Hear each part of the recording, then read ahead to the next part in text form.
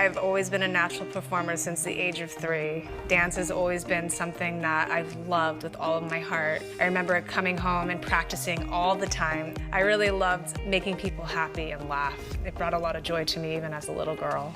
In 2001, I started dancing for the Miami Heat.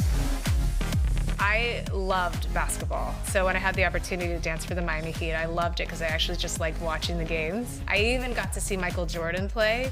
I came out here to Los Angeles and I wasn't doing very well in the acting world. I wonder why. I'm a terrible actress and I had to start dancing again. My first job was with Smokey the Bear, a public service announcement to prevent forest fires, and we were wearing tuxedo leotards in the middle of the forest, you know, putting out forest fires. And the choreographer of that was Robin Antin, who was the creator of the Pussycat dolls. And we hit it off so well on set. And she goes, you know what, I just love you. I want you to do me a favor. Cut your bangs, and I want you to join this group I have. They're called the Pussycat dolls.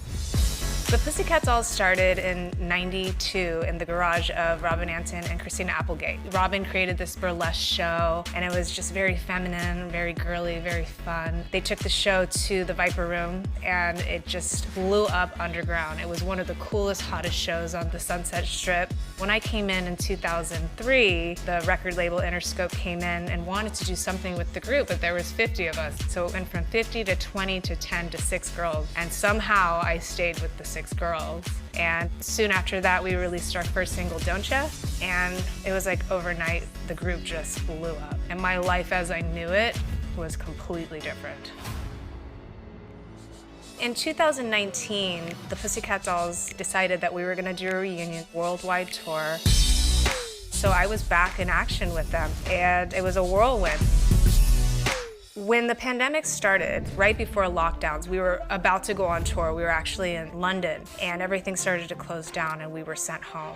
To be very honest with you, I was absolutely terrified. I was glued to the television. I didn't think this is even possible, that they would lock down the entire world. But when that started happening, that's when the fear really set in. And I really relied on mainstream media to get all of my information. And as the pandemic progressed, the more scared I got, and I just absolutely isolated myself, didn't do anything but stay home as I was ordered and just comply to what was going on in our world. I was so afraid to breathe the air.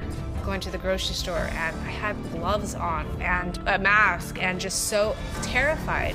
I remember when they announced that the vaccine was coming out. It was in warp speed, and it's gonna change everything. It's gonna stop the pandemic. You better go get this shot, otherwise you're not to be trusted. You're gonna be the problem for all these deaths. The guilt tactics that they put on us was very extreme. I did believe in vaccines. I also hadn't done any research on vaccines. I was just told by doctors that they're safe and effective.